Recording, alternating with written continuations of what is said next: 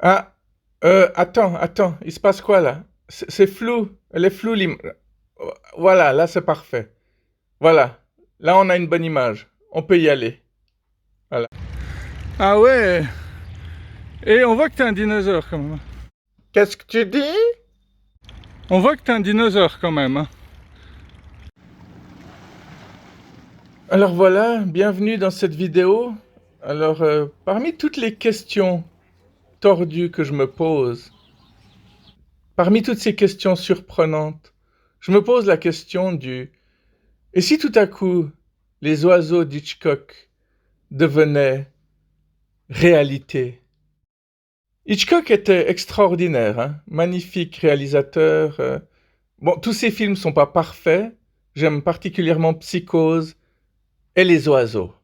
Donc, ça fait un petit moment que je pense à tout ça et récemment, j'ai vu cet article. Attention, cycliste renversé par un cygne en plein vol. Alors, Vaux.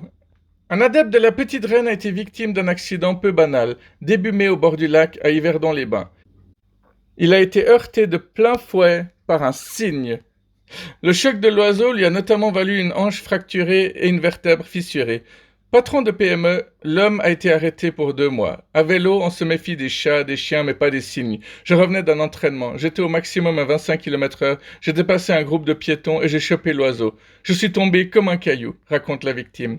Le volatile, qui au passage n'avait pas respecté la priorité de droite, s'est lui tranquillement posé quelques dizaines de mètres plus loin, dans un champ. Voilà. Du coup, je me pose la question, et si ce cygne l'avait fait exprès? Et s'il avait volontairement foncé sur ce cycliste? Et si les oiseaux étaient en ce moment même en train de se réunir dans le but de mettre fin à l'humanité qui a déjà fait suffisamment de dégâts?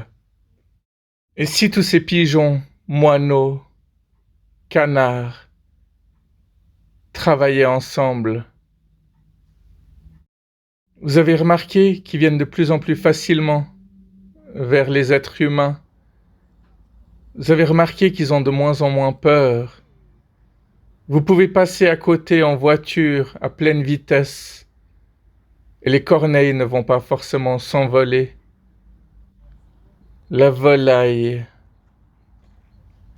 les aigles, les buses. Et si les poulets, je parle pas de la police là, et si la volaille était beaucoup plus intelligente que ce qu'elle essaye de montrer? Rien ne prouve que les animaux ne sont pas plus intelligents que les humains. Peut-être qu'ils se conduisent comme des animaux, simplement pour se jouer de la stupidité humaine. Nous sommes entourés d'oiseaux, mes amis. Ils sont nombreux. Ils ne sont pas sur le point de disparaître. Ils ont de moins en moins peur. Ils ne se heurtent jamais lorsqu'ils volent ensemble.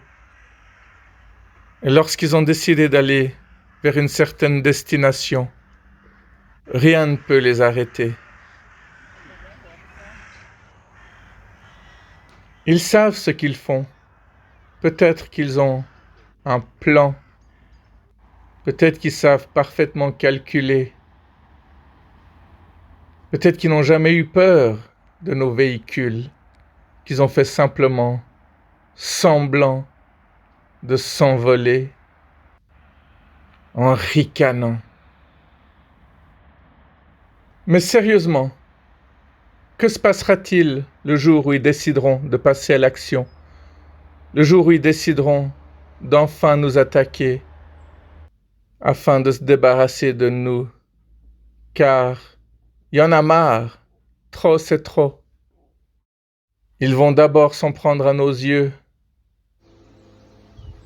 et après, on ne pourra que prier pour que ça se passe le moins douloureusement possible. Même si le bouddhisme dit que la souffrance existe, cela n'est pas rassurant pour autant.